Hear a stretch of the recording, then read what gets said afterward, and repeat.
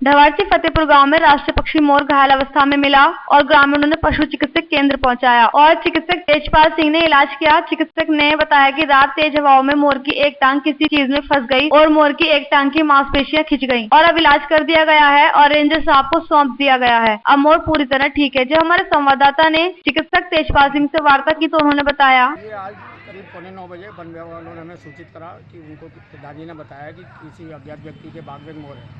वो मेरे केंद्र पे ले आए, पशु सेवा केंद्र पर यहाँ धवारसी में। मैं वहाँ पहुँचा, उसको मैंने निरीक्षण किया तो उसकी बाईं आँख का पलक बंद था और बाईं पैर टेक भी नहीं रहा था। मैंने आँख की सफाई की, उसके अंदर ड्रॉप डाली और आँख वो सही हो गई और जो उसके पैर में दर्द था उसको एनाल्जेसिक एंटीबायोटिक दवाई देकर लगा दिया और अब उसको रिलीज है। अब क्या करेंगे आप मोर का? अब मैंने वो वन विभाग वालों के लिए हैंड ओवर कर दिया है और उसका जो ट्रीटमेंट चार्ट है उनको दे दिया, उसकी देखभाल करेंगे और जल्दी ही सही हो जाएगा।